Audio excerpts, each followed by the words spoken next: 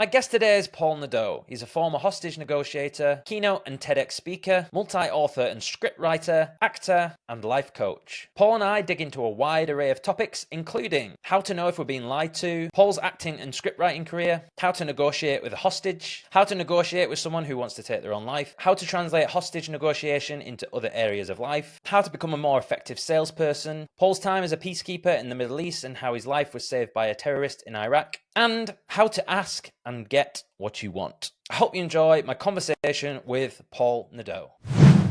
Hey everyone, just a quickie before we get into the conversation. The podcast is always going to be free, so I'm never going to ask you to pay for anything, but if you could do me the kindness of subscribing and maybe leaving a review, that would mean the absolute world to me. Thank you and enjoy the episode. All right, Paul, so tell me what's brought you to where you find yourself today. Well, that's a loaded question. To answer that properly, I think I have to go back into my childhood because I was raised in a home where there was a lot of violence. My father was a very violent alcoholic, and he abused the whole family. And the things that were done to us, and I'm going to talk about myself, no child should ever have to go through. And I could get into great detail, but that would probably not be allowed on this kind of platform here. But needless to say that other than beatings, I was subjected to much more. I remember after a particular beating at the age of 7, that looking up at my father and on the ground and thinking to myself, when I grow up, I'm going to be a policeman so I can arrest you and people like you. And about a year later, about 8 years old, I still believed in Santa Claus. And my brother and I were very excited. 2 weeks before Christmas, Santa Claus was coming. And we were just so happy until my father walked in from outdoors and he was carrying his 22 rifle. And he told us, he said, not going to be a Christmas this year. I just killed Santa Claus. And, Wow. And then he went downstairs and he put his rifle away. And that was when I stopped believing Santa Claus existed. But the reason I bring the Santa Claus story up is that he took his life with the same rifle that he used to kill Santa Claus. And I was 17 when he took his life. But I joined the police department. So that happened to me, but the experience of having been abused also happened for me because it really made me committed to becoming that policeman so I could help others. And I joined the police department when I was 21.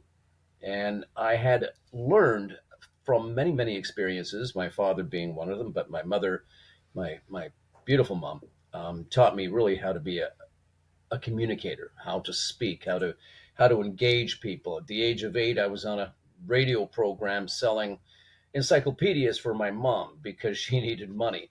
And I was able to communicate well with people. And I joined the police department, as I said, and then became a detective very quickly. And then became a hostage negotiator, a major crimes detective, and a peacekeeper.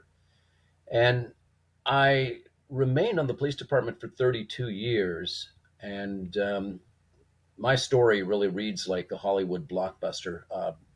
Terrorism, I fought terrorists in the Middle East during the war. I talked people off, terrorists off a plane. I just did a lot of things.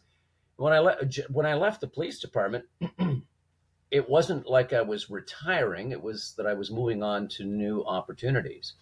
I started to act in film and television. I wrote books and am still writing.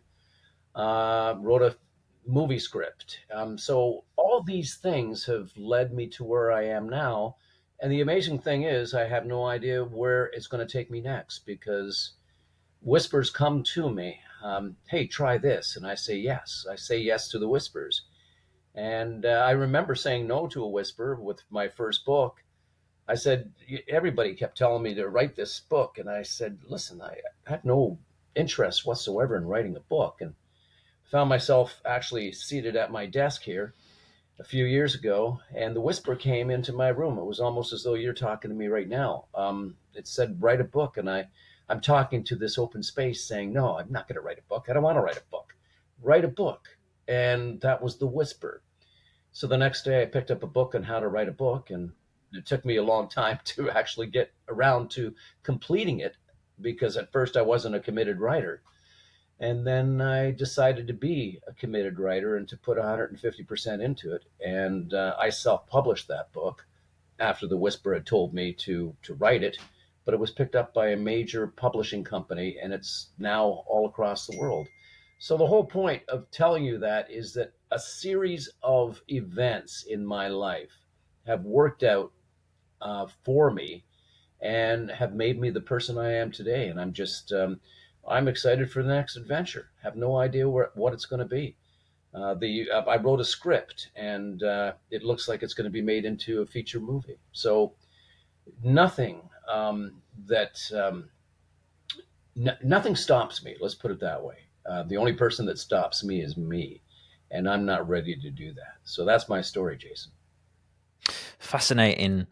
The one thing that stuck out for me there was the acting thing, and I first thought there's like, oh, that kind of like, you know, the peacekeeping and the detective and the hostage negotiation. What was it about acting that sort of, yeah, where did that come from? It came from high school, I'll tell you. When I was when I was in grade 11, the school that I was going to, they had just opened, and their their highest grade was grade 11, and I happened to be in grade 11, so I was a senior in that school. And then the next year they would bring it up to grade 12, and I'd be a senior as well. So I was looking for easy credits, something that I could do and kind of slack off. I had my long hair. This was back in the 70s, and I just wanted to have fun, right? I was just a kid wanting to have fun. I thought, what would be an easy credit? And it turned out that there was dramatic arts, and that was like acting and just being part of a class of people doing plays. And I thought, oh, that'll be fun. And so I never thought of myself as an actor, but I auditioned for a play in the class, and I got the lead. And I thought, this is really kind of cool, because back then, the girl that was playing alongside me, very pretty girl, I got to kiss her on the stage in this play, and it was great. And I thought, this is fun. And the attention you got from it, I thought, hey, this is really cool. So I auditioned for a second play, and I got the lead role as well. And I just it started getting in my blood. Now, when I got married, my youngest child, she really developed a passion for acting. I had left school, obviously. I was now a policeman. And she developed this passion for acting. And she says, Dad, when are you going to get back into acting? And because I had talked to her about my experience acting on stage.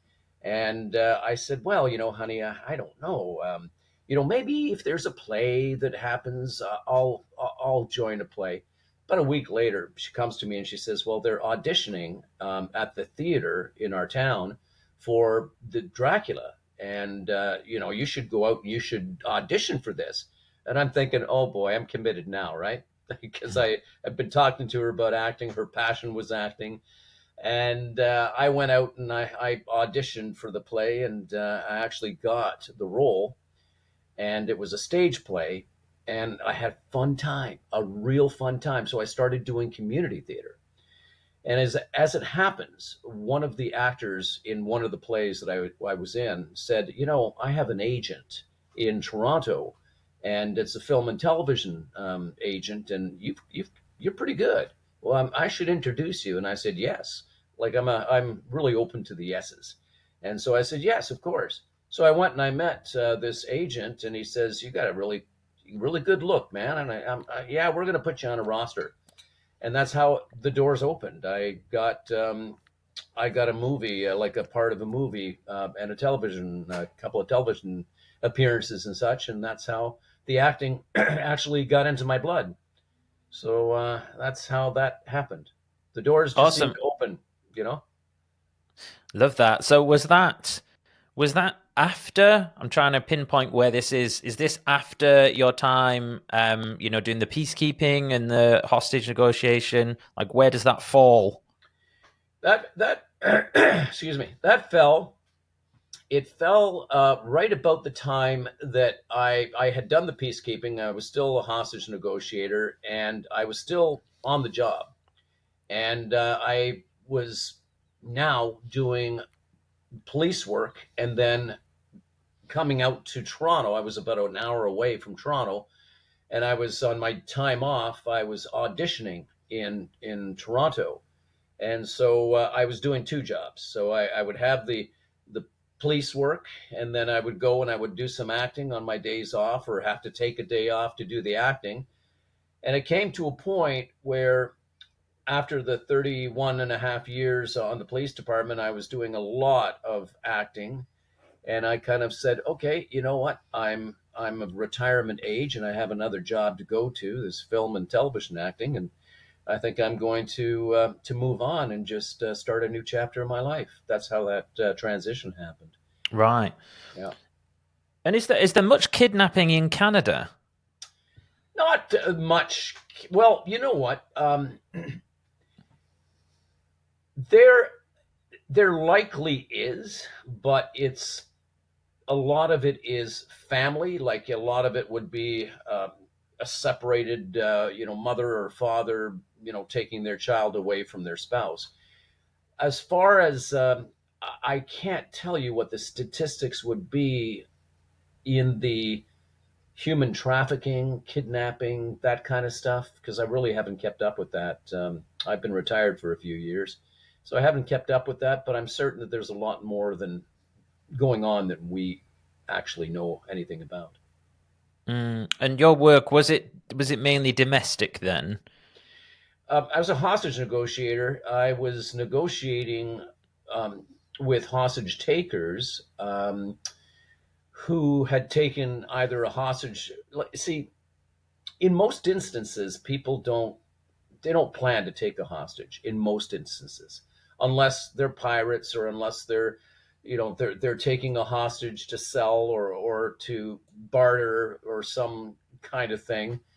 Hostage takings are generally when a crime goes wrong, like if there's a robbery, and then all of a sudden something unexpected happens, the door's locked, or they start leaving, and they find that they're surrounded by the police, and now what happens? Or in domestic situations, when an argument has, there's fighting in the home, and then suddenly the police are at the door, and buddy panics and takes a knife, or just threatens to kill his spouse, or something along that line. So it's not like they're thinking, hey, I'm going to commit a crime in a couple of weeks from now, and I think I'm going to take a hostage. So I'm going to call the police, and just say, listen, in 2 weeks from now, I'm going to be at the liquor store on Main and Front, and it's going to go really bad. And I know you guys are going to surround the place, so I'm going to take a hostage. That's not how it happens. It's usually spur of the moment. Boom! I didn't expect this. Now what do I do? And panic sets in, and they grab hostages, and that's what it is. But I also want to say that as a hostage negotiator, much of what I did was negotiating with people in crisis, people who were at the end of their rope, and were thinking about taking their own life.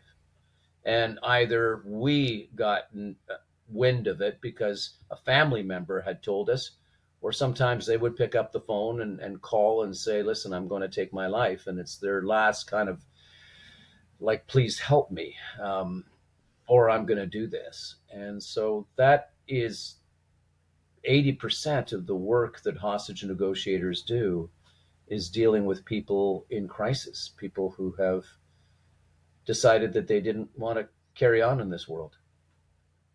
What do you say to someone who is on the other end of the phone saying that they're going to end their life? We start out, and this is a general statement for hostage negotiators, and we start out by saying, um, we personalize it. My name is Paul. I'm the negotiator today, and I'm here to help. I'm here to help you, and I want to listen to what's going on. I want to hear from you, and I'm just here. I'm ready to help. How can I help you? And that is how we approach even a hostage taker is to let them know that we're here to help, we're here to listen, and we're here to make them feel comfortable with us. And depending on the circumstances, and of course, every negotiation is going to be different. Pardon me, but we have to find something that they value, like, tell me about yourself, tell me about your story, do you have any family? Now, while we're talking, like while the hostage negotiator is talking, we have a team of detectives who are out on the street. And if it's a hostage taker, they're trying to find out who this person is, what brought them to this particular place where they now are holding hostages. What is it that we can use? What kind of intelligence can we use to then pass on to the hostage negotiator, me? So now I get a note handed in through the chain of events, and it gets into the command center, and I see, oh, okay, buddy just got out of prison three weeks ago. But if it's someone in crisis, the same thing is happening. We have detectives who are looking into this person. Who is this person? What's their story? What is it? What did they value? Are they married? Do they have children? Did they recently get divorced? Did they lose someone in their life? We're looking for anything that we can throw out as a lifeline to the individual. Like if I'm there speaking to um, Mr. X, and he's saying I'm going to kill myself, and then I'm trying to find out as much, I'm going to ask, what brought you to this place? And I'm going to try to use his first name as often as I can, like to personalize it. Let's say that his name is John. John, I understand that you're in a very dark place right now. I'm here to help. I'm here to listen. Tell me what's going on, please. There can be a tomorrow, and there can be people who can help you. There are people. I'm one of them. But I assure you, there are a lot of people out there who are going to be able to help. Tomorrow could be a very different day, but it won't be a different day if you take your life today. If you take your life now, you can't decide tomorrow to come back. Are you telling me that you're going to kill yourself? That is a final decision. I don't want that to happen. I don't want that to happen. Please tell me, what can I do to help you right now? And you do that. Do you have any children, John? Do you have any children? Yeah, I got two kids. How old are they, John? Let's talk about them. I want to see what it is in John's life, and I'm using John as an example here, this fictional individual. I want to see if maybe his children are his life, or he misses his children. And I know because my father killed himself. And it took me years to come to grips with the fact that that was how he did it. So I may share some of my personal experience with John. John, my dad did that. And you have two little girls you just told me about. They won't get over this, John. I know that you love your kids. You love your kids. People can help. People are there to help. I assure you that if you decide that to come out today, that I will put you in touch with people who will help you. Believe enough in the love that you have for your children. Your daughters, they love you. They need you. They need a dad. They don't want to go to school in 2 weeks from now and say, my dad is gone because he took his life. So there are so many ways to approach that. But what we need to do with people in crisis or people who have taken hostages is to let them know that we're there to help them, that there is another way out than the way that they find themselves in. And it requires active listening. It requires being empathetic. It requires just making that personal connection, using your voice in many different ways, slowing things down, and just, I get it. I understand, John. using that DJ's voice, Mm. to reassure and to comfort. And it really is um, connecting with another human being and caring for the outcome of that human being. That's what it's all about. So I have a question relating to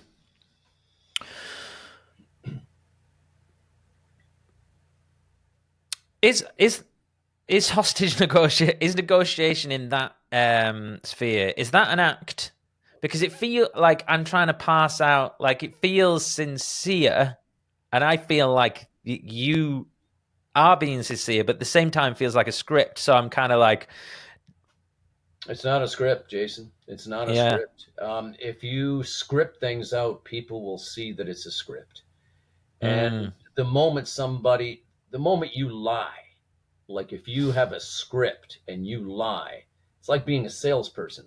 We know when a salesperson has a script and they're talking to us, and we want to shut them down. Like mm, the first, if I feel that I have an insincere salesperson, I'm gonna shut them down. I don't want to have anything to do with them or what they're selling because it's probably all just bad anyways, and I don't trust that person. You have to build a trust. They have to know you, like you, and trust you in a very short period of time, and it's not a script. You know mm, that there are certain things to say, but you like the training that a hostage negotiator gets is so intense. It's we learn about psychology, what makes people tick, and we have an idea on how to make that human connection, but it's not a script, because the moment you start using a script is the moment people start disbelieving in you, and that's when things can really turn. People die, like mm, hostages die. They kill themselves, murder, suicide, whatever. It's not a script, and it can never be a script, Jason. It's got to be one person genuinely caring about the other person. Yeah, and if you apply the same principles in sales, you know that, yeah, you know how to sell. You know certain things. You're going to ask certain questions. Sure, there is things that you're going to look into, but everyone is going to be different, and you really have to put the human element into the negotiation. Otherwise, that idea that, oh, I'm just following a set of instructions here, they're going to see it, and it doesn't matter how good an actor you are, they're going to see it, but you mm. really have to make that connection, and you have to be so sincere about it.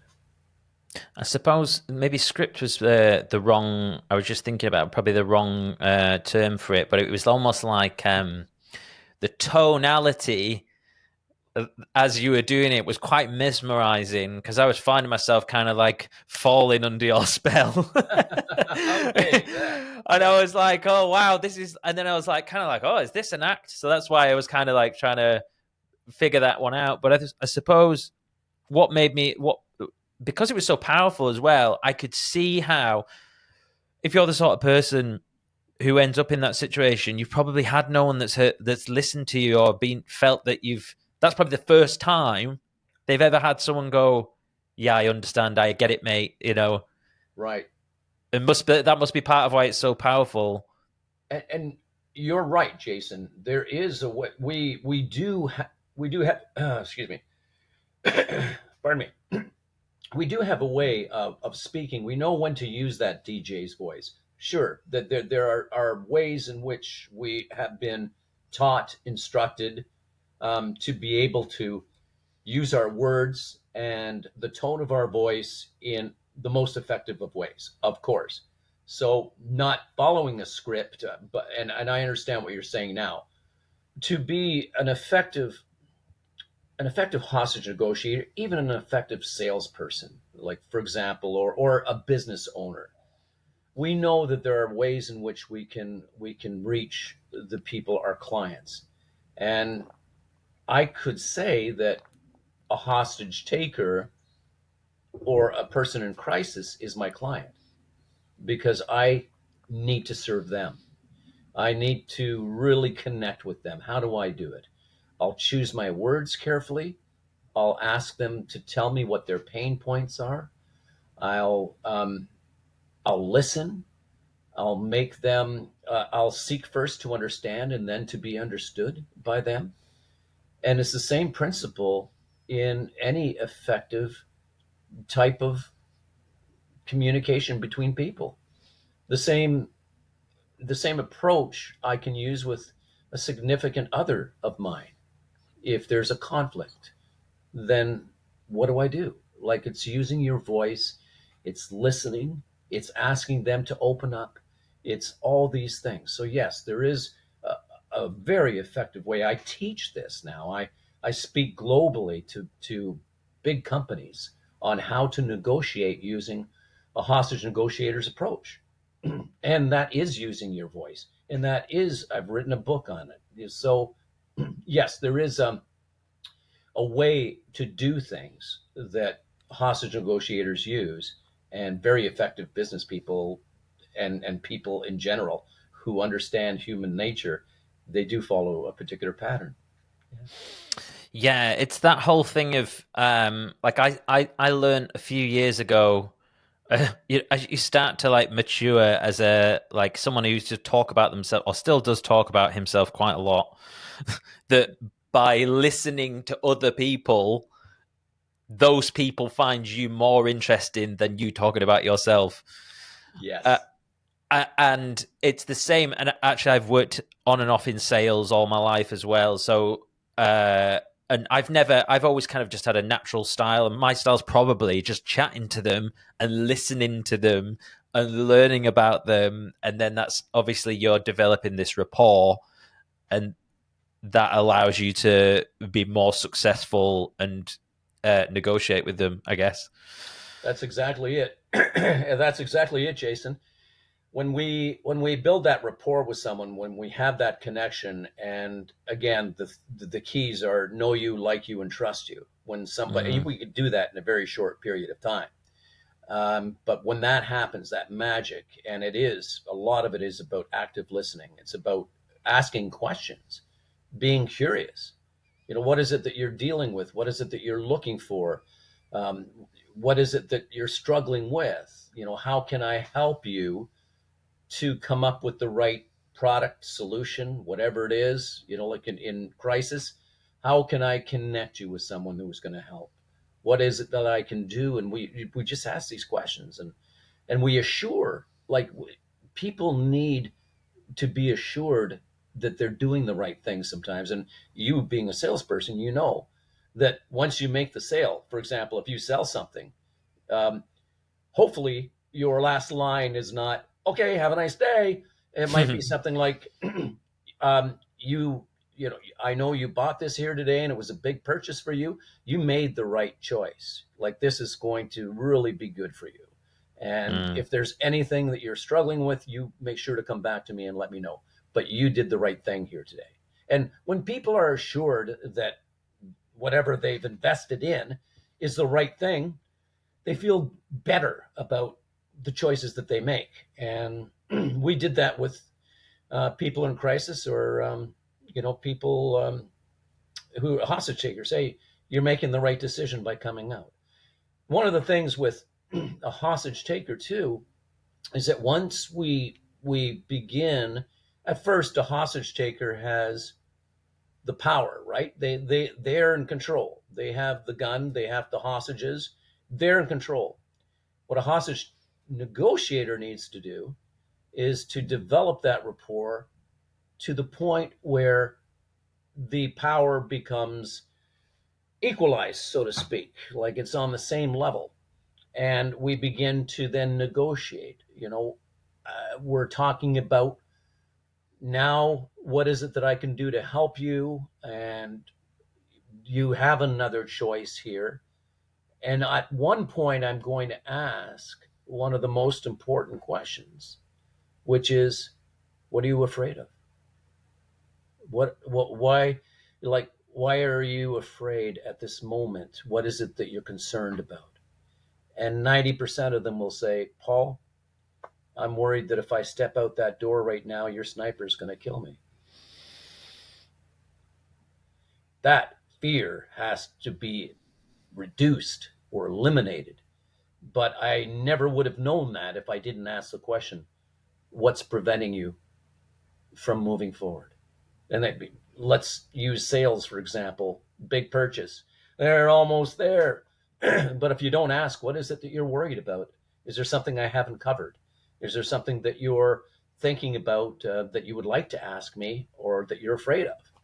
And that's when people open up even more and you get to help them even further. So if I didn't ask the question, John, why aren't you stepping out right now? And I think we've gotten to that point. How, what's on your mind? Is there something that you're worried about? Is there something you're not telling me? What are you Mm. concerned about? What are you afraid of? Paul, I'm afraid that if I step out, somebody's going to shoot me. Okay, now I'm going to assure you that that's not going to happen. That's how we do it, right? Yeah, it's like it's just it seems to me like in both these examples, and with sales and hostage negotiation, as it were, it's all about fact finding, finding as much information as you can, so that like I suppose like you start with, let's say okay, let's say in sales you're going to start it with a generic script, but the more data that you can glean from the person on the end of the phone, the more that script becomes customized, and so yeah, very interesting. I'd never thought of it like that before, but when you say it like that, it totally makes sense. It's what I one of the jobs that I do now. I'm a global keynote speaker. And as I said, I get hired by big companies to go all around the world and speak on negotiations using these approaches that hostage negotiators have developed and learned over the years. And it's true. Once we start to think that way, we can take a regular salesperson and turn them into a dynamic seller because they're not trying to sell anymore. They're trying to connect with another human being and help that person to reach whatever it is that they're looking to reach. And this is human nature. Is that I'm not here to sell to you, Jason. I like not looking to make a sale. I'm looking to find out what it is that you need and put you in touch with what it is that you need and get you what you need. And when people feel that they're not being sold to, or they're not being fed Mm. a story, then they go, "Oh my God, you really care." And we all want to buy something. We all want to buy something, but I'll tell you, I'm sure you probably will resonate with this, and your listeners out there, listen to everyone listening in and tuning in. Imagine this: imagine walking into a place and you want to buy something. You're not just kind of want to look around and just maybe ask a couple of questions. But if you have a salesperson who's just right on your back and just doesn't give you time to breathe and is trying to sell you something, how comfortable are you going to feel about that exchange? Not really Mm. comfortable.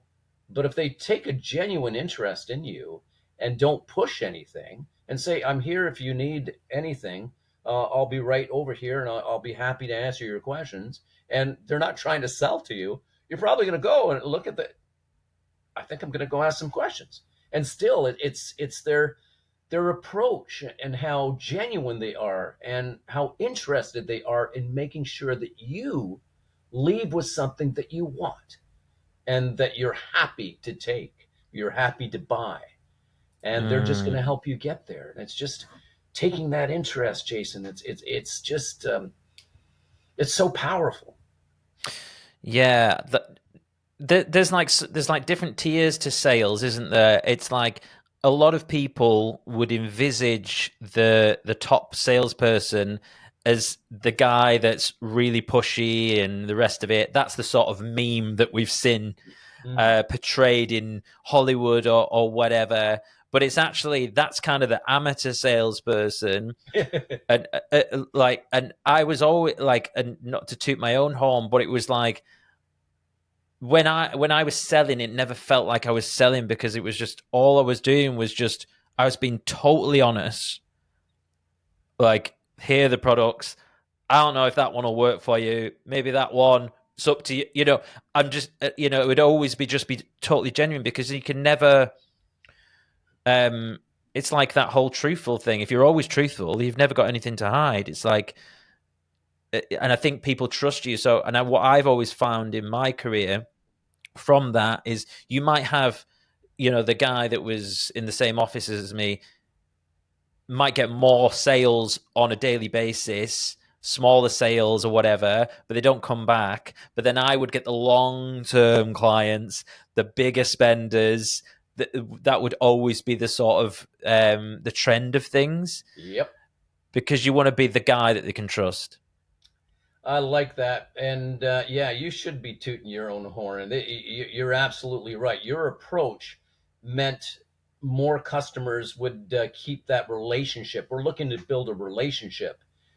Uh, Even when I'm negotiating with someone, I'm trying to build a relationship of trust, and one in which that person can trust me next week or next month, or if they have something else happening, whatever. Uh, for you, I don't know if you've ever. Do you like Christmas movies? It depends. Okay, Kind well, of. I'm going somewhere with this. To all your listeners out there, maybe they do, and they might have seen this one movie. It was called Miracle on 34th Street. Oh, that's actually the only one I probably know. Okay, it's black and It's my sister's favorite, actually. So I absolutely love it, and I try to yeah. watch it every Christmas season. There's a Santa Claus. He's like he says he's a Santa Claus in New York, and he is the Santa Claus, and all this, and of course the story is really about this guy, and they think he's delusional because he has the belief that he is Santa Claus. But the point I'm going to make here about sales is that at some point in this movie, he's greeting children, and children are sitting on his lap, and the parents are there, and they're asking for this toy that Macy's doesn't have. And he says, well, if you go to this other store, they have it in stock, and you will be able to get it there at a very good price. And of course, the parents are looking at him and saying, are you kidding? You're sending me to another store? And you reminded me of this when you when you said, like, you were really there to, now maybe this one won't work for you. This is what you said. You were being so truthful and honest that people made that connection with you. And in this movie, Miracle on 34th Street, the owner of Macy's starts to realize, hey, if we just help our customers get what it is that they want, they're going to give us more business in return because they like us more.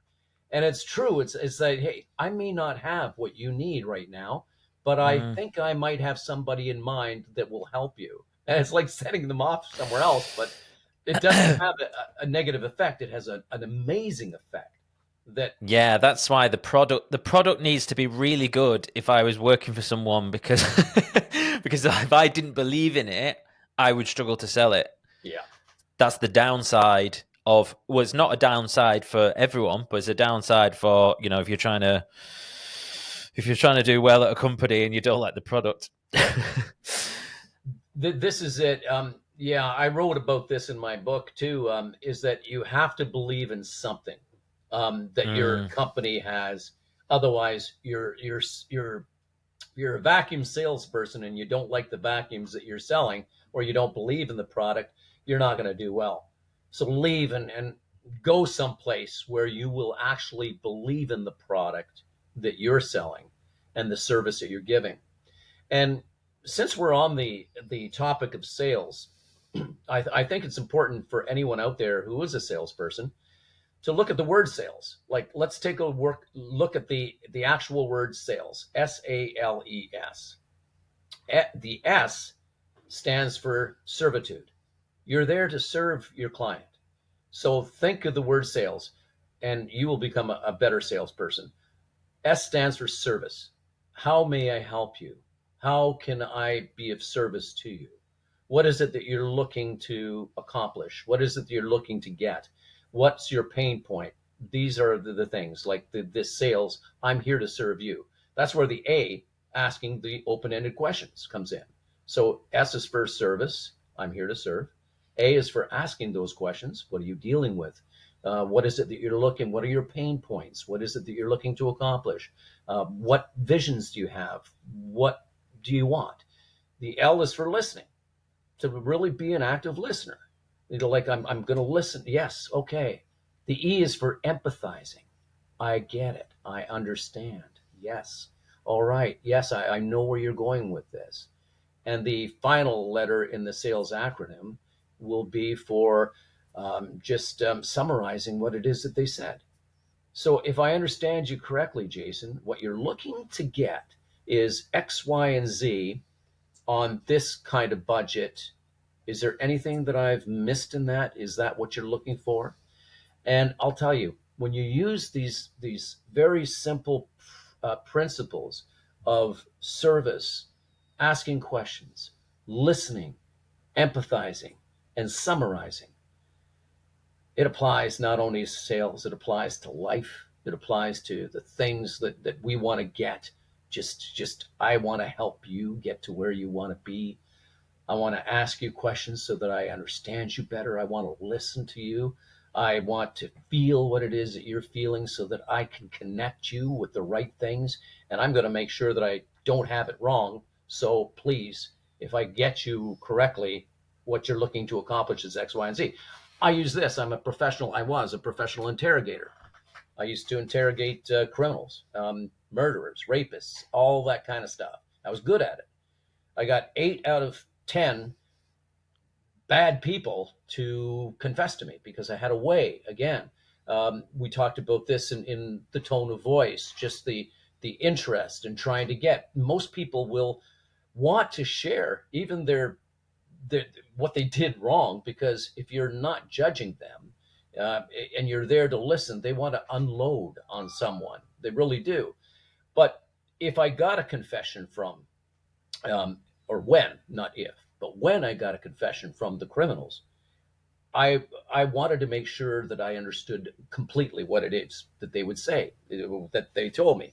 So I would say, all right, John, so that I don't have this wrong, what I'm understanding you, what you're saying is that you broke into this place, and I would go through what they had told me. And at the end of what I understood them to say, I would say, did I get that right? And if I didn't, they would say, no, Paul, there was that one thing that you missed. It was this thing. I got it. And I would do that so that I got the story clear in my mind, so that, because I'm going to later repeat it in court or whatever. But also, I just needed to understand so that I could move on to the next thing. And this is why it's so important to summarize a lot of things. Like, I may not always hear what it is that you're saying unless I ask you, did I get that right, Jason? Like, is that what you're looking to solve? Did I get that right? Yep, that's exactly what it is, Paul. And then boom, it works. Yeah, that's interesting. It's like that summarize is like, and it's like they will feel seen by you summarizing.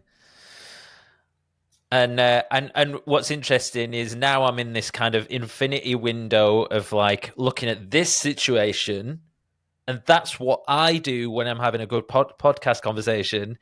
Is I'll kind of summarize. Oh, so you mean this? Yeah. And then like there's this rapport that's just getting built up where you go, oh yeah, like he gets me. He's listened, and I've kind of like done that repetition for my own learning as well. So interesting. You said something, and I want to highlight it because you said something that is so very, very important. Everyone wants to be seen, heard, and acknowledged. It's ingrained in us as humans.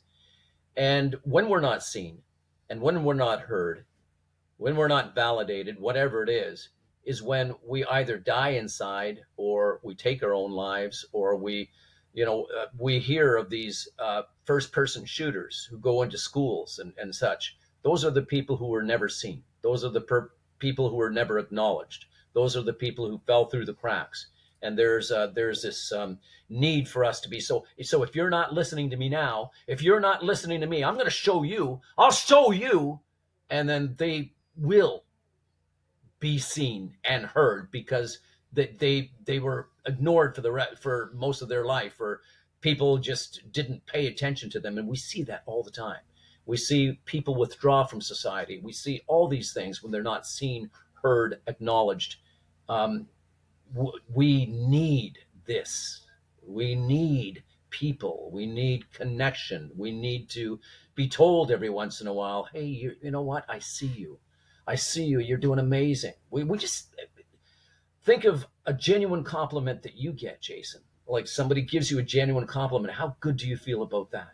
I make it like for life. I try to, I purposely look for things to compliment people on. I may be in, shopping or something like that. And I right across the street from where I live, there is a shopping, like a food place, and it's a shopping place. And I see this one woman, and she's working behind the counter, customer service, and she's always got a smile on her face, always got that smile.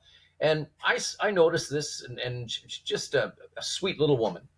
And I remember walking in one day, and I went up to the counter and I said, I've come in here several times, and I just want to say something to you. And she's like, yes, sir. And I said, you've got the nicest smile. And I have seen you interact with your customers, and you are so helpful.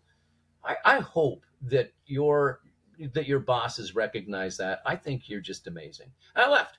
That was it. I made her day. But every time I walked into that place since then, and she's seen me, she would, hello, make that. People need it.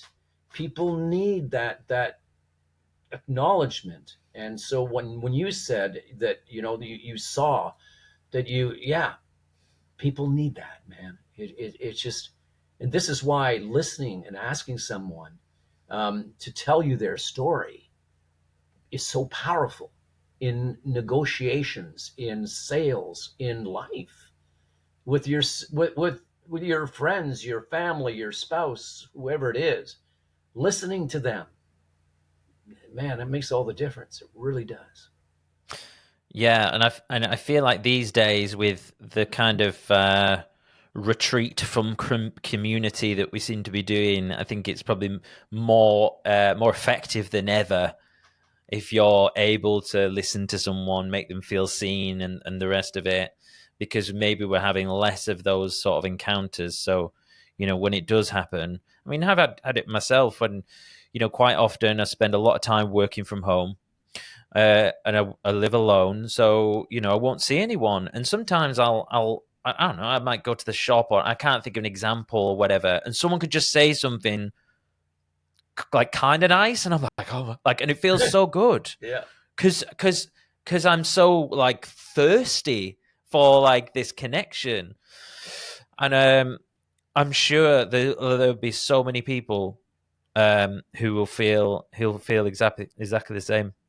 I'll say this, and I do motivational speaking on top of the negotiation talks. I speak as a motivational speaker as well. And I've written this in more than one of my book, and I've spoken about this on many, many stages. But we have to remember two of the greatest lessons that I learned in my life. And I'll share this with you and with all your listeners, because these are powerful lessons. I learned these earlier on in my police career, which helped make me successful and get all the jobs and help so many people. Here it is. Number one, we are more similar than we are different.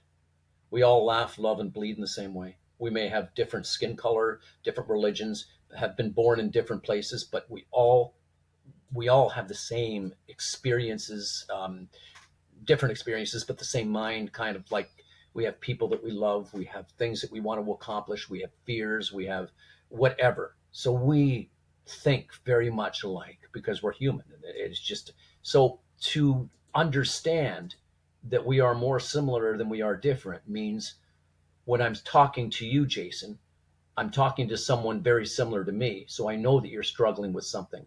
I know that, you live alone. I live alone. I, it's the same thing. I feel good when I go out and somebody engages in conversation with me. So yeah, I know that you're more similar to me than you are different. And so I can then really put myself in your shoes. For example, um, when I used to work in the special victims unit, dealing with people who were sexually abused, sexually assaulted, raped, or whatever, and I would walk in to talk to them, I understood that they were just like me.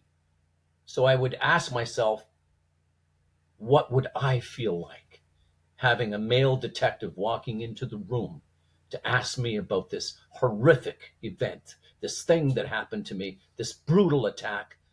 How would I feel if I were that person in those shoes? And so I would walk in without judgment and with a low voice, that kind of stuff, and say, I'm here to help, that kind of thing. So I would engage by imagining what it would be like to be them. And so we are more similar than we are different was one of the biggest lessons that I ever learned. So if you're struggling with something, imagine everybody out there struggling with something.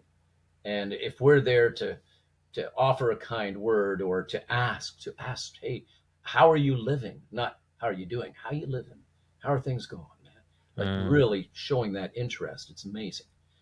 The second most, I guess, powerful lesson that I learned is you get what you give. You really get what you give. So if I'm talking to you, Jason, and suddenly I raise my middle finger at you and start shouting and screaming and belittling you, what am I likely to get in return? You'd probably get very angry with me, start shouting at me. I'm going to get what I'm giving to you.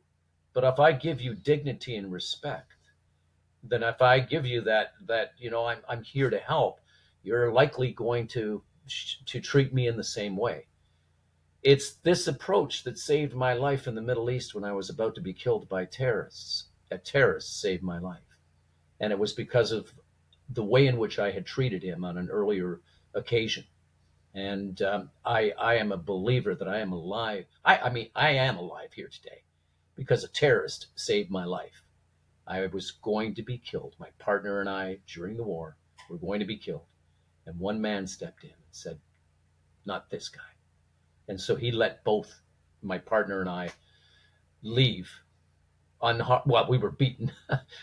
So we were hurt, but it wasn't because of him. He just saw it as it was happening and he put a stop to it.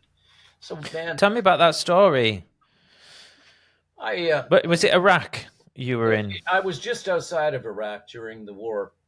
2005, I was deployed to the Middle East, to Jordan. Canada didn't send soldiers to the Iraq war. We sent peacekeepers. And I was selected among 20 other peacekeepers in the country to go down to the biggest police academy in the world, the Jordanian International Police Training Center. And imagine this. There were 3,000 police cadets every 8 weeks who would come through this academy. It was in the middle of the desert, and 3,000 Iraqi men from the ages of about 16, believe it or not, 16 and 65 would come to the academy. Many of them did not want to be there. Many of them have never been away from home. Many of them some were doctors, some were lawyers, some were criminals, some were mentally unfit. They were being scooped up and pretty much pushed across the border to Jordan because Iraq needed they needed police officers. They needed their country protected, and we got this whole mix of men, some very, very weak, some sick, some very strong, as I said, some criminals, some coffee makers, some people, Sunnis, Shiites, and even terrorists. We had terrorists because it was so easy to get into the police academy. All they had to do was sign up, or all they had to do was show up at a station where the buses were going to be sending them across the border, to be trained, and they were going to be given money, which is the incentive that many of these cadets would take, is that they were going to be paid $100 a month for the 8 weeks. $100 a week for the 8 weeks that they were there, and that was more money that they could make in a like in 6 months, or sometimes even a year for them, or 2 years, depending on the circumstances. So we had Sunnis, Shiites, and terrorists in our academy. And were you aware? Were you aware at that time that there was terrorists or likely to be, or was it only in hindsight afterwards where you were like, "Oh wow, there was loads of them"? I know we were told before we were deployed. Yeah, you okay? We were told that we were told we have security on the academy campus. Like, we have security there. They're trying to find out who these terrorists are. But guys, listen, it's war. Iraq can't vet these men. They can't. They're just pushing them through, and you're gonna have terrorists there. So be on. I mean, this is war, guys. You're going to war. You're signing up. Yeah. Okay. There you go. Just be aware that some of the people that you're going to be encountering on that academy in your classes are going to be terrorists. And so we were aware going in, and every once in a while, the next day, if I was in a class, if I was teaching a class of 60 men, the next day I might show up and there are 56, and 4 of them are gone. And of course, asking security, where's student A, B, and C? Like, oh well, they got scooped up in the middle of the night and arrested and taken off the academy because we found out that they are tied to a terrorist cell. So that was going on, but by no means were all the terrorists or their supporters being scooped up. They were amongst us. But the thing is, I had a classroom. I was teaching criminal investigations. I was teaching human rights, believe it or not. We're treating people with decency and such. And I would go, and like every 2 weeks, I would have about between 50 and 60 students in my classroom every 2 weeks, because they would come in through my class, and then they would leave my class. They would go on to maybe firearms or self-defense, or go on to explosives. And so they would go through a series of things until their 8 weeks were done. So my job was to teach them criminal investigations, because I knew a lot about that. Human rights, well, they gave me the book to teach from. And I thought to myself, before my students came in, again, I imagined what it would be like for them. I've got 60 men coming in. Some of them, like 16-year-olds, are not supposed to be there, but they would scoot in and say that they were 18 or 19 because they needed the money, or because they really wanted to defend their country, whatever it was.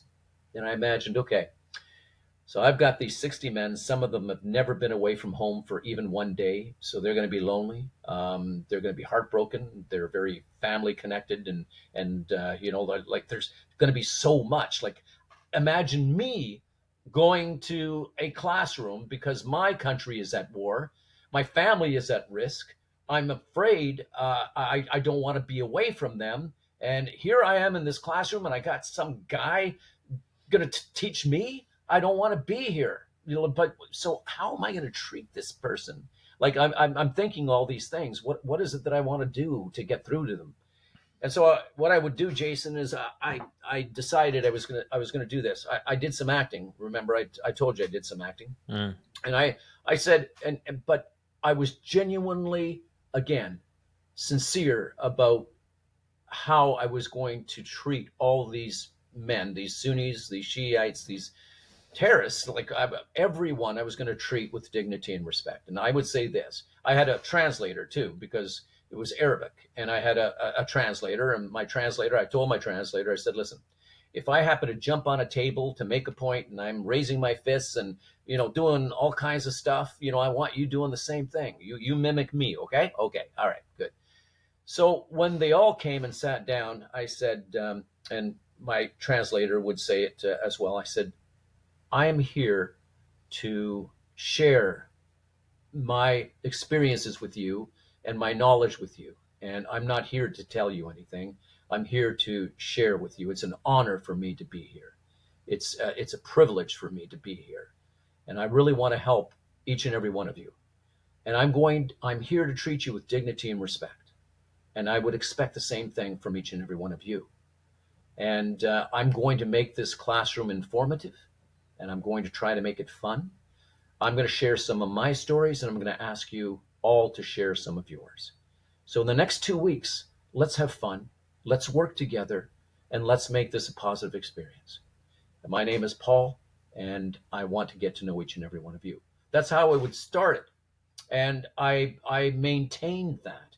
And I brought some acting into it because I had some students there, Jason, who didn't even know how to read. Like they were scooped off the street. They didn't know how to read. So how are they going to study a lesson? And I thought, and some of them were doctors, like lawyers and very educated people. And so I had to make it fit every one of them. So I said, listen, what I want to do is I want to teach you here today how to make a proper arrest. And so if I can get Abdul to stand up, and Mahmoud, you stand up too, let's role play this thing. Like, Mahmoud, I want you to be the policeman, and Abdul, I want you to be the criminal. And so we would go through this script. This is how you do it. And they would role play it. And that's how my lessons got into their head. And then I would say, okay, so for today, we learned X, Y, and Z. And tomorrow, you, and you are going to play these parts, these roles. So tonight, I want you to practice. And you're going to be on stage tomorrow. I'm going to sit in your chair, and you're going to teach me. You're going to do the whole role, the whole act. And then afterwards, you're going to take that crayon or that writing thing, and you're gonna teach the class what you learned. And we did that, and it was fun. I also did another thing with them. Imagine this: at 4:00 in the morning, they were awakened. Why? Because they had 2 hours of drill to do before they came to class. Class started at 8 o'clock. They would get up at 4:30 maybe, and they would have to be in uniform. They would have to start exercising. They would have to start marching. This was war, man. This was war. And they had a strict routine that they had to do. So if they're up at 4:30 in the morning and doing 2 hours of exercising, and some of these men had never exercised in their life, and they had to be there, and they had to be attentive, and they had drill sergeants and all this. And then they had to come to my class at 8 o'clock in the morning. I would fall asleep. Like, could you imagine? I'd be there like in uncomfortable little chairs, like in the desert. Sometimes, like, depending on the time of year, sometimes it was freezing and sometimes it was hot. And so there I had to entertain them, which is why I had to jump on the table and start saying, and this is how you do it. And everybody, whoa. So I would do this, and I would get them engaged and get them to laugh and such. And I had them from 8 in the morning until 4 o'clock in the afternoon. And around 3 o'clock, I thought, man, I would say, guys, we had a real good day here today. We got another hour before I can send you out. And I don't know. This just occurred to me, like when I was there, Jason. I thought, what do I do with them to make it fun, like even more fun? And I thought, American Idol was a big thing, and Canadian Idol, we had that. And I thought, I wonder if any of these guys know how to sing. And so I've got, imagine this, a class of 60 men, 60 police cadets, Sunnis, Shiites, and terrorists in a classroom. And I say to them, anybody here know how to sing? And they're looking at, like when they would one of the people would raise their hand and another one would raise their hand. I said, okay, what we're going to do for the next hour is we're going to have a singing and storytelling time. And guess what? It was such a hit with every class, Jason. Every class that came in absolutely loved it. And they could sing, and some of them could tell stories. And when they would sing, of course, I didn't understand. My language assistant would have to tell me what was going on. And some were laughing because the story was, he's telling a story. If it was a storyteller, he's telling the story about how it was an arranged marriage and she had a veil all over her face, and it was their wedding night, and he was about to have sex with her, and she took off her veil and she looked like a goat. And everybody's laughing. I'm like, what are they laughing about? Oh, she took off her veil and she had the ugliest face. She looked like a goat. And we were all Oh, laughing. man. So we were experiencing this thing. And when we had a singer in the classroom, Jason, like a singer, other cadets would go to the back of the class and they would collect these 5-gallon jugs of water, like empty water, because we went through water like crazy, right? And they would take the empty jugs and start playing drums. They would use them as drums. We had such a great experience in that classroom. And I tell you all this because in one of the classrooms was that terrorist who saved my life. And I had no idea that he was a terrorist when I was teaching him. I knew he had a bodyguard, but that wasn't unusual because tribes, like within Iraq, some people are very, very respected and they have their own bodyguards, and they would come in, and this was just something that was, well, it was natural for them. And so this one cadet actually spoke English, and he would stay after classroom. At first, he was just, for the first 3 days, he would just look at me and listen, and just, he wouldn't engage in the classroom, wouldn't say much.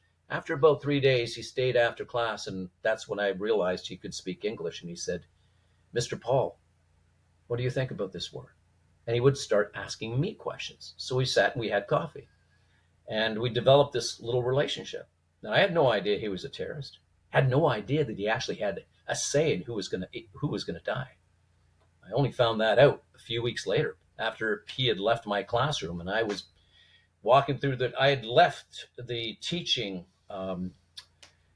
my teaching job. I had taken another job. I competed for the job of a counselor on the academy, so I would be an advocate and counselor, and it was a well sought after position. And I put my name in, and I was very blessed to have been selected to be this advocate and counselor for the academy. And as such, I was transferred out of the teaching into another building, in which it was my job now to determine what cadets had to be repatriated home, because maybe they had been raped the night before. They were beaten. Like, we had all kinds of things happening in this academy. Some of them were mentally unstable, and they were brought to my attention, and I would make up a report that I would then give the director to say, these men have got to go back. They're going to either die here or something terrible is going to happen. Some of them are suicidal. So I would do that. And then I would also get all the class leaders together to see how all their classrooms are going. It was an amazing job. But I was told while I was there, one of my jobs was to counsel them. So some of them would wait, and they would come in and they would want to speak to me, and they would, because they were so terrified or lonely or whatever. And so I was a counselor to them. They would come in, they would sit down and say, "Mr. Paul, I got to talk to you. I can't take it anymore. I miss my family. I'm going to kill myself." And I was there to listen. So I had an office, and I had a language assistant that would sit in with me, and they would come in and they would talk about their struggles, or they couldn't reach their family. Some of them couldn't reach their family. I can go on and on, Jason, but I won't. But just enough to say that I was there to help them and to listen to them and to make their experience there better, or to send them back home if they needed to go back home. And on one of these occasions, a cadet came in that was lonely, and he'd come in if I had time. He says, "Can you talk for 5 minutes?" "Oh yeah, I can talk for 5 minutes." And he says, "Mr. Paul, there's going to be an attack on the academy. There's from within. There are several terrorists who are ready to kill internationals, and I don't know what's going to happen, when it's going to happen, but I know what's going to happen in the next short while, and I just wanted to let you know." So I went to our security, and I said, I was informed by someone I trust. This young cadet has come in several times to talk to me, and I don't have any reason to disbelieve him, but I understand. They said, "Yeah, we heard that too. So we're going to put all of you instructors and everybody on high alert." And of course, you're at war. You don't get to leave just because you might be under attack. I mean, let's think about the soldiers out there at war right now. They don't get to leave when the going gets tough. Mm-hmm. They're there. And so we were too. few days after that, my partner, I had a partner that worked in the advocacy and counseling division with me. His name was Yarmo, and we're still friends to this day. And just a wonderful man, and just we got along so well. So he had his reports that he was going to bring to the director, and I did as well. So we got to the academy. We didn't stay at the academy. We lived in Amman, and we would drive an hour into the desert to come to this academy. And so we were the first ones to arrive, and we would take our reports to the director and make our case. It was like going to a judge and making a case. Hey, sir, you've got to send, 5 men back to Iraq because they won't survive. And the director's job was to try to keep the soldiers. And so I would have to negotiate with him and give my reasons why these men had to be redeployed back home. So we did that every day, and it was a walk through the desert to the director's building, and then we would walk back to ours. And on this one morning, as we were walking back from the director's office, from behind another building, there were about 40 armed insurgents. When I say armed, they had sticks, they had rocks, they had chains, they had whatever they could get their hands on. Fortunately, they didn't have a gun, but they were armed with whatever they could carry. And they ran and they circled my partner and I. And they started hooting and hollering, and we knew exactly what this was. They were about to kill us. And my partner was taller than me. He was about a foot taller than me. And he pats me on the head and he says, this is going to hurt, little buddy. We both knew we were going to die. And we weren't going to go down without a fight. And then as soon as we said that, as soon as I said, yep, it's going to hurt, little buddy, they grabbed us. They started to beat us. We started to fight for our lives. We were down on the ground, and we were being beaten. I was trying to punch my way out, and I heard one cadet yelling, Mr. Paul, from above all the other sounds of imagine 40 men, hooting and hollering and kicking and doing all that stuff. And I hear one guy, Mr. Paul, Mr. Paul, Mr. Paul. And then all of a sudden, I hear him shouting something in Arabic, and everybody stops. And the attack, the beating stopped, and they moved away from us. And like my head's spinning. And I'm looking, and from that crowd, I see this man approaching me. It was the man who was in my class those weeks before, who had coffee with me, and who developed a relationship with me. And he came up and he put his hand out, and he helped me up, and he said, you and your partner, you leave. Today's not going to be a good day. And so we did. We left. And we put a stop to all the other instructors from coming into the academy that day. And so that's how treating someone the way that I wanted to be treated actually saved my life, and why I'm here today. Wow. Yeah, that's it really is like a Hollywood story. That, I mean, what a kind of beautiful, complicated, nuanced situation there. What do you think? What do you think your time in the Middle East taught you about humanity? Well, it taught me. It really taught me that again, it reinforced the things that I already knew, that we are more similar than we are different. A lot of these cadets did not want to be there. They were afraid. They had families that they had left, all kinds of things. And the way in which I treated them was the way in which they treated me.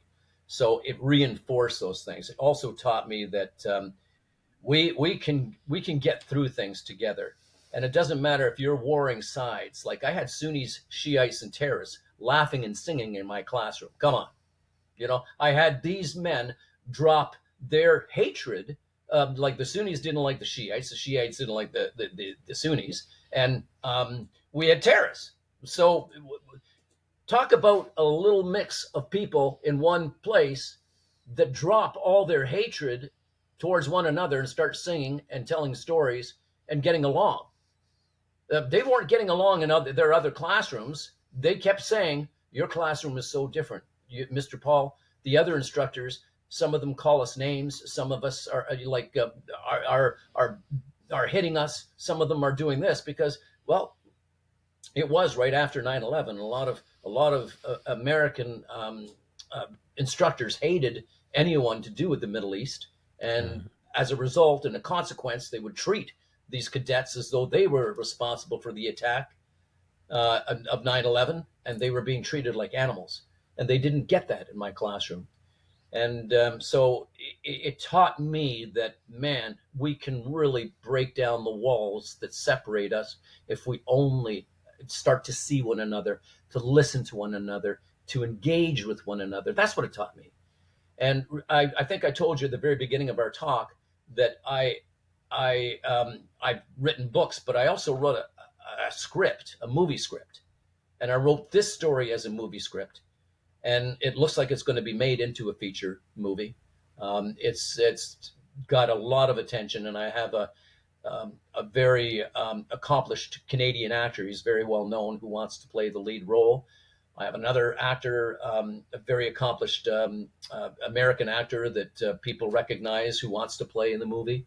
And I have a producer who says that it's going to be made into a movie, but exactly when, because COVID happened, it was supposed to be filmed this year. So things are on the shelf for the moment, but we're moving forward with this movie.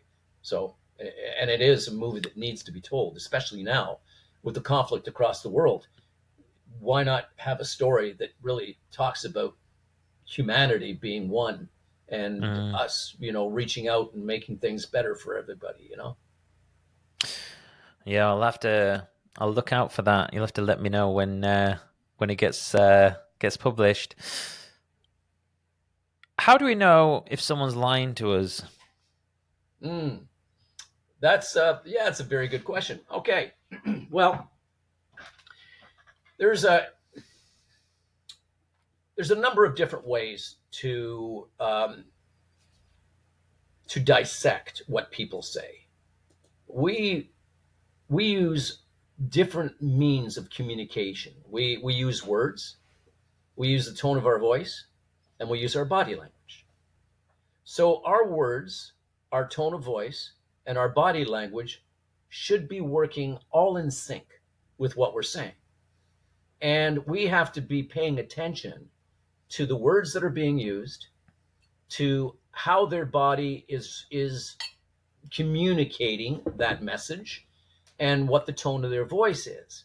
So, for example, if I were talking to someone who was accused of stealing something, and I would say, you know, John, did you steal that money? Did you steal that $2,000? And if John would say, well, why would I steal that money? And he would cross his arms, or he would look away or something, and he would say, well, why would I steal that money? I got a good job. I work 9 to 5. I got money in the bank. Why would I steal that? Did he answer my question? My question was a yes or no question. My question was, did you steal that money? The first thing to come out of his lips should have been no. Not a story. It should have been no. And the body language suddenly shifting over. Maybe he's scratching himself. Maybe he's looking away from me. Maybe the eye contact has shifted. There's something that's off. Maybe the tone of his voice is no, it's a higher pitch. Like you're looking for all the channels of communication to be working in sync. Did he answer my question? It was a yes or no question. I didn't ask about his job. I didn't ask about this. I didn't ask about that. I asked a simple question. Did you steal that money? Or in the case of a murder, did you kill Jane Smith? I would never do something like that. Oh, why would I do something like that? Like I didn't even, and it's a very simple question. Yes or no, did you? And I would watch for the response. How long does it take for that answer to come out? What was it? What is it in his words? What is it in his or her body language? People under extreme pressure, depending on what it is, their body goes into a fight or flight. Like they just want to get out. And so the body starts to fall apart is what happens really. Is it the blood starts to circulate a lot more, and people, their hearts start to, beat a little bit more, and they're thinking, how do I get out of this? How do I get out of this? They might start to shake. They might start to pick lint off their clothing, or start to play with their hair, or scratch their nose or something, because that's the body's response, is like it's under panic. So you're watching to see the shift that is being that's taking place in the body. Like, what is it? Are their words right? Is the tone of their voice in connection with with the words? Is there something off? I'm looking for that. But it's not like you can just do that right off the bat. What I'd like to do, ideally with someone, is to sit with them and talk with them, so that there's no pressure. Because if they're coming in to talk to me, they're nervous, like I'm a cop, or I was a polygraph examiner too. And this was part of my job, was to use the instrument to see whether or not that there was some deception being detected. And I was the polygraph, like I was the lie detector. I was watching them and listening and asking certain questions. But I would want to see what their homeostasis is. What I mean by that is, what's their norm? If I'm talking to them not about the crime that they committed, if I'm talking to them about the weather, if I'm talking to them about, just their jobs, or maybe we're looking for something that we have in common to build that rapport, and I'm just watching them, and they're really calm and cool and collected, and they're just like, yeah, they're leaning in, and then I suddenly say, now I'd like to talk to you about that money that was stolen. Then all of a sudden their body changes, Yeah. and I start to ask the questions. And that's when I start to see them picking at their ear, or, looking away or down, or just moving away from me and crossing their arms. So it's a very, it's a process. It's a process, and it has to do with our means of communication, our body, our tone of voice, and our words. And it's an art. It really is an art, and it's amazing what people will do under pressure.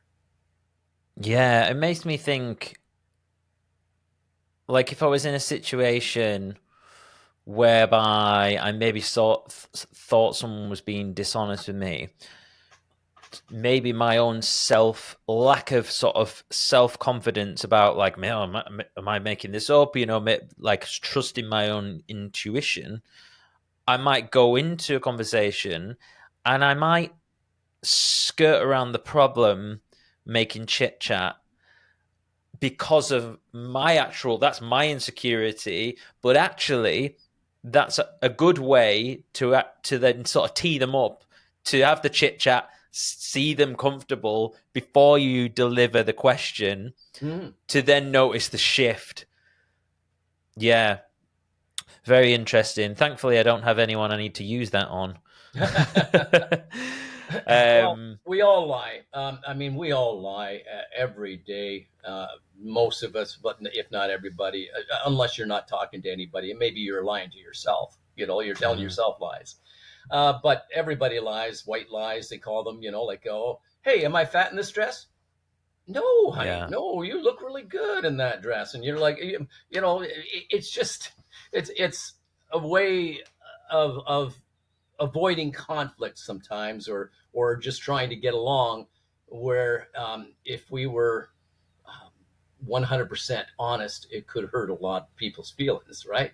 So there's going to be Yeah. certain lies that are told, and we justify telling them because of the consequence of not telling them.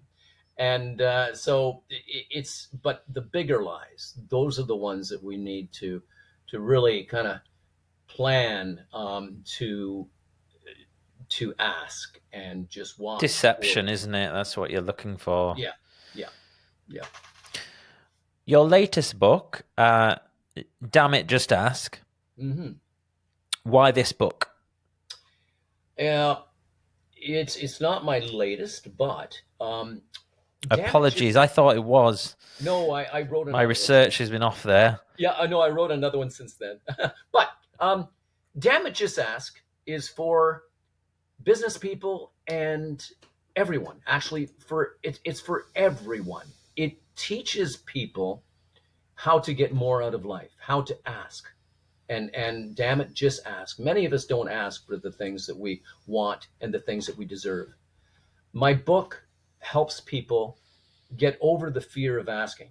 It may be asking for a job, it may be asking for a date, it may be asking for anything. And many of us are afraid. Um, we fear being told no, or whatever it is, or we're not familiar with how to ask. So my book helps the reader prepare mentally for negotiating and for asking for more out of life. And then it teaches the reader how to ask, and how to ask in a way that will be received much better. Like, there is a foundation. I teach people the foundation, that building of the rapport, the rapport, all that. It's a book that teaches people how to get more out of life, and to, damn it, just ask for what it is that you want. It, Wayne Gretzky, as a Canadian hockey player, was a Canadian hockey player, very, very successful hockey player. He has this great quote, and it says, "You always miss 100% of the shots that you don't take." And it's true. And the book teaches you how to take those shots. It teaches you the confidence to ask for what it is that you want, and how to ask for what it is that you want, or how to negotiate, how to deal in a business setting when there is a big multi-million dollar negotiation going on. And how do I ask the questions? How do I positively influence this? What is it that I can do that will bring this to a successful resolution for everyone here? So damn it, just ask is a book on negotiating and asking for what you want. It teaches you why you have to go for what you want, because you won't get that date, you won't get that job, you won't get that contract if you don't try, and if you don't ask for it. So I'm going to teach you in that book how to ask, and how to get over the fear of rejection, how to ask in a way that will be received well, and that will help you get more out of life. That's why I wrote the book. I wanted people to get over their fear, and to be prepared for going in and asking for a job, or asking for a raise, or asking for a date. I wanted people to step up and say, I deserve as much as everybody else. And here's what I have to offer you. And here's what I believe in myself. And those are the people who get the date, who get the jobs, who get the contracts. And that's what I teach in that book. That's why I wrote it. Yeah, the deserving of the thing seems key.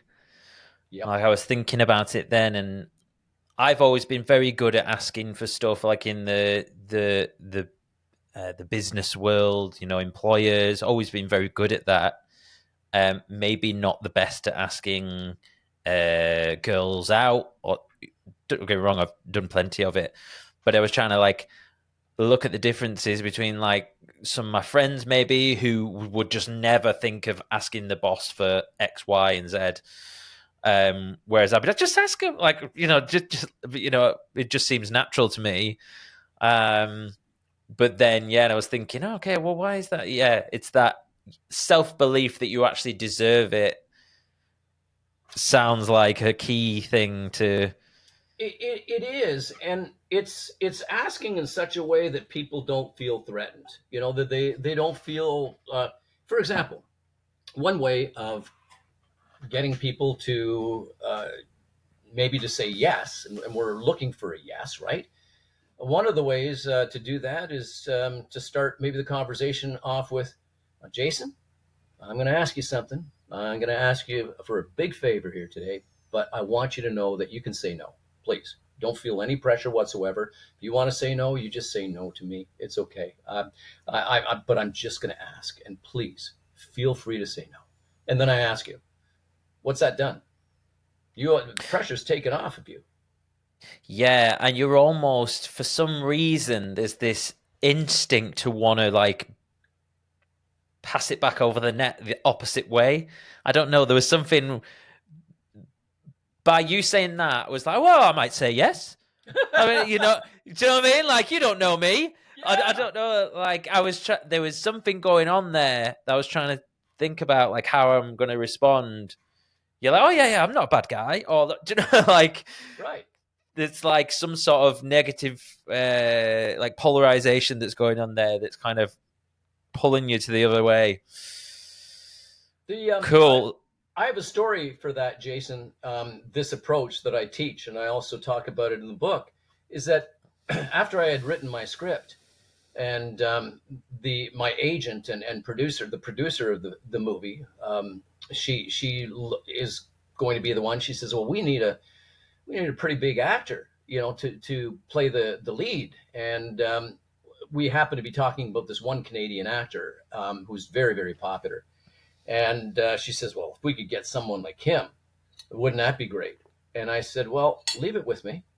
And I found a way to reach this actor, and I found a way to to send him a message. And I sent him a message, and in the message, I had met him once at this event, and I had only seen him for like everybody was crowding around him, and everybody was trying to, and I saw him, and I think I managed to shake his hand for 2 seconds, and then I got pushed to the back and such. But so I sent him a message, and I said, "You will certainly never remember our meeting, but I met you once, and I just want to let you know a little bit about myself. Is that I'm an actor as well, and um, I've written a script, and I'm inviting you to say no to this, but I would love to send you the script. I believe that your approach to people and the message in this film, in this script, is very much the message that you've been talking in your circles, because I've listened to you before." So I went on, and it wasn't a long message, but it was one that said, "I met you once, so there's a connection. We're both, like, you're a successful actor. I'm an actor too, so we have something in common. But I wrote a script that I think will resonate with you because of the type of person that you are, and I'm inviting you to say no. But if you would be interested in reading the script, I would love to send it to you." So I sent him this message, and 3-4 days go by. Never heard anything, so I sent it back a second time, and I got a message almost immediately sent back to me. "Oh, just got this. Yes, please. Here's where to send the script to." I sent the script out, and about 3 weeks later, I get another message from him. "I'm interested in doing this. Let's set up a meeting." So we set up a meeting, and it looks like he's going to be doing the movie. Wow. What out of interest, what platform was that message on? I managed to reach out to him on Instagram. Instagram. Yeah, Instagram's good. I mean, I that's tell how you, we got talking. Instagram's good. You'd be surprised how many people reply. that's it. Just ask, Just like you say. damn it, just ask. And you know what? If I wouldn't have asked, if I would have thought to myself, and here's what happens to many of us: we start to think, "Well, I'm going to ask this big actor." "Oh no, what are you thinking?" We have this little internal voice going on. It's like, Mm, "What? He's never going to answer you." Well, okay, well, don't even try. What do you got? Like, he's there. He's this big guy, and you're not. And so we talk ourselves out of it. It's like talking ourselves out of asking for a date, where the person, male or female, might be thinking, "I wonder if he's going to ask me or she's going to ask me out." They're thinking the same mm, thing you are. But if you never ask, you won't find out. And so I asked, and I believe in asking twice. I don't believe, like, maybe even 3 times. Like, sometimes people won't get the message the first time. Like, particularly in Instagram, they might not get it. They might have a mm. hundred messages, and they can't go through it. Like, I have many, many messages coming through me because I have a lot of people who follow me. But and so some I will miss, and it's Mm-hmm. not intentional. It's just that I never realized that before until I started getting all these messages. And Yeah. so, but the whole point is, damn it, just ask. What's the Mm. worst that can happen? They can say no. It's okay. I'm not going to take it personally. They can say no. It's okay. Yeah, for sure. So, okay, so that was your second book, I presume. Yes. Yeah. So the third book, has it been released or? Yes, it has been. It's been released. My first What's book that one called? was yeah, my Oh, first book sorry. was Take Control of Your Life. That's the one I the voice that was telling me to write in the first place, and I kept saying no. But when I wrote that one, it was written under the title of Hostage to Myself, and when I self published that one, but the universe must have been listening because the universe was the one who was whispering, write the book in the first place. I sold about 40 copies of it at first when it was first released, and one of the people who bought a copy was an editorial director for one of the biggest publishing companies in the world, HarperCollins. And they reached out to me and said, "Hey, we read your book, and we want to have coffee with you." And they bought the rights to the book, and there you go. I mean, I could have said no to the voice, but I didn't. I said yes, and so it was published across the world. At the Damage Just Ask is self-published, so it is available as a self-publication, as are my other books. I got another one on conflict resolution and another one on mental wellness. Wow. Wow. So which is your latest? It's called Reset. It's the one that Reset is really about resetting our mindset. Every once in a while, with life's pressures and with everything that's going on, we just need to take a break. We just need to take a big, deep breath, and we have to start challenging our narratives when our narratives are negative.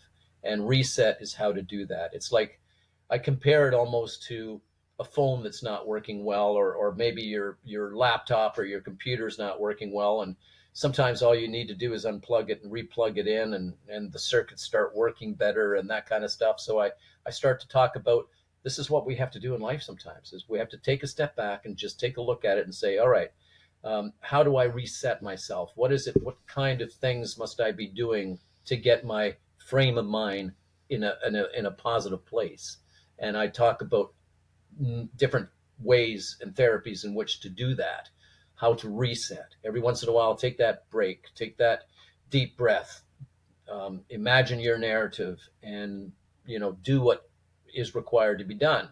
And again, when I talked about the computer, sometimes there's a virus in the computer, and it has to be taken to a professional to have it removed. And sometimes our mind, we have to see a professional, a counselor, someone who will help us to reset to an operating system within ourselves that works well for us. Our operating systems, our minds don't always work well. And sometimes we need a therapy, a therapist, or a way of releasing. And that's what resetting teaches us to do. Sometimes it's me calling my friend Jason and just saying, "Hey, Jason, I need to go out for coffee, buddy. I got to talk to somebody." And sometimes that's the therapy that we use is reaching out to a friend. Or I need to get myself out of this place. Like I'm surrounded by so much work right now. I just need I need to take a walk. I need to do something. I need to listen to some music, something that soothes me. I have to change the way I'm eating or the things that I'm doing that aren't serving me. So that's the reset. Yeah, I've been doing a bit of a reset myself this week, actually. I do a lot of training for these high rocks competitions, and I had a competition at the weekend, and I'm fast, I'm strong, the fastest I've ever been, strongest I've ever been, and yet I caught a picture of myself, and I've got this little gut sticking out, and I'm just just something slightly off with my diet. I don't think I respond well to wheat, actually. I'm going off track slightly, so this week I've reset. So I subtracted as much as I could from my diet. I actually went to carnivore diet plus fruit, and did some fasting.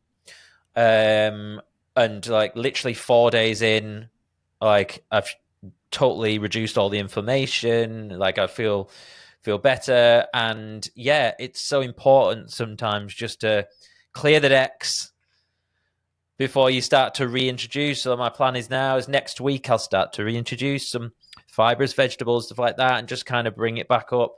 But it's been quite freeing, actually, Mm-hmm. to be like, yeah, like all this stuff and supplements and protein powder and protein yogurts and all this stuff. And I've just kind of dialed it right back. And I'm like, wow, it's like really straightforward when you're only eating a certain amount of things. You're You know, right. there's a lot less options. You're right. So yeah, that's it. Just yeah, it seemed topical. That I know we're going on for nearly 2 hours here, but I've got a few questions that I sourced from my audience. If you'd be willing to tap Sure. into I got a them, little bit more time, but I do have to get on with my day. But yeah, go we'll for it. fly through these. Awesome. Okay, so from David F. He says, "Did you ever go into a situation? This is a hostage situation, knowing it won't end well." Oh, no, I never have. And what a great question. Thank you for asking that, David. No, I never have. I can't walk in with a negative thought, like, because my mindset has to be clear, has to be positive. If I even think, I'm walking into something that I won't be able to resolve, then I'm already setting myself self up not to resolve it. Am I not? And Mm, so when I was in the negotiation, but not with a hostage taker, but with a person who was suicidal, there have been times where I felt their mental illness is such that I can't reach them. And so then I would have to, like, remember, I'm working with a team, and we have a number of police officers ready to pounce or ready to do something. Even in a hostage crisis, we got the snipers, we got everything. And if I thought that it wouldn't be resolved, I would have to call for the shot to be taken or for the place to be breached. And I was in a situation where I was talking to a person who had a mental illness, and I knew that if we didn't barge in, if my guys didn't go in the next minute, that person was going to slice their throat or their wrists, and they were going to be dead. And so I did have to call for, like, give mm, the order for the place to be breached. And sure enough, we reached the person just as they were about to kill themselves. So never walking in to a situation with a negative or the feeling that I would never be able mm, to resolve it. No, but we have to be very cognizant of what dynamics are happening and what's happening, and when to make the call, when to make perhaps the call of life and death. Like, if I thought that my hostage taker was going to shoot or kill somebody, or they were going to go off, and I'd have to give that command, is that you better take the shot now, or somebody's going to die. And mm. that's the way it is. It's like that the sales thing with the being confident with the product that we were talking about. Yeah. You can't lie to yourself. Okay. Next one from Lying with Lions is what is a common factor / denominator in a hostage taker or criminal? Most common, and I hope I understand the question correctly, but um, it, that really depends, because I said earlier that in most instances, um, a hostage taking wasn't planned. It was a spur of the moment, panic driven, kind of circumstantial situation that led the hostage taker to take a hostage because they didn't know how to get out of the situation. And so that common denominator there is one of panic. Like, they panicked. So my approach was dealing with a person under panic, under pressure, who probably couldn't hear me. Like, when I got on the phone with them, I'd take the phone, like, and we're trying to reach them. It's not a face-to-face negotiation. We're trying to reach them. And if they do answer, many times they wouldn't even hear my voice. They wouldn't, Mm, because their heart was beating so loudly. It was almost as though their head was underwater. If you've ever heard people talking, when your head was underwater, you could faintly hear the voice. But this is what happens when we're in fight or flight. Sometimes our heart is just like we can't hear, which is why I would have to repeat myself a few times. Hi, my name is Paul. I'm the negotiator. I'm here to help. I might have to repeat that a few times until they settle down. And now they're still trapped. They're like, I'm still trapped. How do I get out? I'm here to help you get out. That kind of thing. So the common denominator with that kind of spur of the moment hostage situation is panic. On the other hand, if you happen to be traveling in a country where there's a lot of hostages being taken for a later negotiation for money, the common denominator there is a business negotiation. That becomes a business negotiation.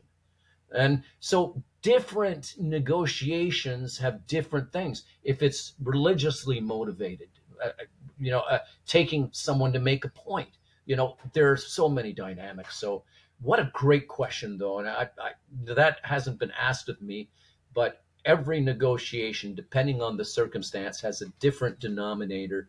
And in a spur of the moment kind of one, it's like, okay, it's panic. How do I start to help this person see that there's only one way out? And how do I get them to trust me enough that I can help them get out alive, as opposed to dealing with someone who's been taken hostage for a price. That's a different thing. All right. Next, I'll make this the last one. Sure. Inverted Mouse says, what part of hostage negotiation skills are beneficial to employment? To employment? The ability to communicate, the ability to listen, the ability to ask questions. All these things, like when you think about it, a hostage negotiator is a good listener. A hostage negotiator is a good communicator. A hostage negotiator is patient. A hostage negotiator is involved in and engaged. And so when you look at the many wonderful, I guess, qualities that a hostage negotiator has, you can use those strengths in any kind of negotiation, job, exchange with anyone. Be a good listener. Remember the sales acronym, guys. Be of service, ask questions, listen, empathize, summarize. Just seek first to understand and then to be understood is a big one. Use your voice, use silence. There's a real there's a real way of communicating. And the more that you understand how to communicate well, the more successes you'll have in life. And it doesn't stop. Thank you very much.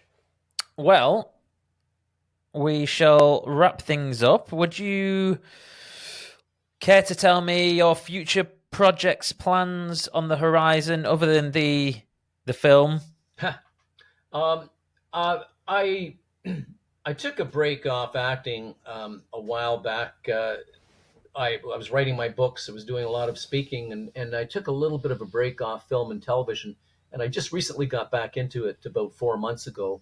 And so I'm now auditioning for different television and film projects. So that is what I'm doing at the moment. I'm also speaking. And I'm open. The universe will whisper something else to me. And I'm a yes man. Yes. I never would have become a hostage negotiator if I hadn't had the courage enough to ask and go for the job. Never would have gone to the Middle East if I hadn't had the courage to ask and go for what I wanted. I never would have done this. I never would have written the book. I never would have written the film. I never would have. And I'm talking to everyone who's listening here. You may have a book in you. You may have a script in you. You may have a song in you. You may have something that you have to say yes to.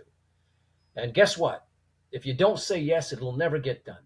And the way I look at it is that on my deathbed, I do not want to be visited by the ghost of missed opportunities, a series of ghosts that surround my bed and say, hey, Paul, we whispered in your ear that you should have written a book or you should have written a script. We whispered that. You remember? And you said no. Let me show you what it would have been like if you would have said yes. I don't want to be visited by ghosts of missed opportunities. I want to be visited by the ghosts of rock and roll. The ones who say, dude, man, that was amazing. I so enjoyed your ride. What a roller coaster ride. We're coming with you next time. I want those spirits, and I want you, each and every one of you, to go for what it is that your spirit, your voice, your whispers are telling you to do. And if you don't succeed, it's okay. At least you took your shot. And even the greatest of athletes miss most of the shots that they take, but some of them land. And if you don't try, you'll never experience the landing. And man, the landing is amazing. The landing is amazing when the universe says, yes, yes, I will. You see, we have this energy, and you will get what energy you project. You get what you give. If I have a high value energy, if I believe in myself, if I believe in what I'm doing, the universe is going to say, yes, yes, I'm going to give it to you. Yes, because you got that energy. You got it. You deserve it. But if I have that low energy that won't work out, may as well not even ask, because they're probably going to say no anyway. I'm not even going to ask. Then the universe goes, yeah, you're not going to get it. No, yeah, you're not deserving. So guys, believe in yourself. Elevate that energy and just bring it on. And guess what? You land. Many of them get right in there. Some of them don't. It's all right. I love that. Yeah, that somewhat Dickensian sort of image we had there. Thank you very much, Paul. This has been awesome. It's just been so fascinating to an interesting life that you've led up to this point. There's so many threads that have gone throughout this that I think we'll all be able to pick up on and put into practice in our own lives. So thank you very much. Where should I direct people if they want to find out more about you? If you type my name into the internet, many things will come up. Just J. Paul Nadeau or Paul Nadeau, and my face will pop up all over the place. But I also have a website you can check. It's jpaulnadeau.com, www.jpaulnadeau.com. So jpaulnadeau.com. That's it. I'm on social media, as you know. I'm on Instagram. I'm on Facebook. I'm on TikTok. But that website, or just typing my name into the internet, I was surprised how many things come up on the internet when I my own name. It's like, what? They know that? And it's funny. There's so much AI things out there, and there's one called Perplexity or something like that. And I used it. And I said, tell me about J. Paul Nadeau, the hostage negotiator. And I thought, it's not going to come up with anything. Page after page. And questions like how he got involved in this and how he got involved in that. I'm like, are you kidding? Like AI knows me? Come on. It's wild. It's wild, man. Yeah. You've made it when the AI's chatting about you. Well, Jason, I want to thank you for having me on your show, and for the way in which you conducted this interview. Your questions were great. Your listeners, I want to thank them as well. The questions that were asked were amazing. So to each and every one of you who participated, I thank you. To your listeners, I wish you the very, very best. And remember, the world is out there, and you deserve as much as anybody else out there. So go on and get what it is that you want. And there are ways in which to do it. And I wish you every success. So thank you, Jason, for having me on your show. Thank you. It's been a pleasure. All right. All the best, man. Hey guys, it's me. Thank you so much for watching that episode, and congratulations for making it all the way to the end. I really appreciate it. A few things before you get going. If you haven't already, please do subscribe. And if you enjoyed this episode, the kindest thing you can do for me is to share it with a friend or family member. Don't forget to check out the show notes for links to both my guests and myself. And if you made it this far, why don't you drop me a DM?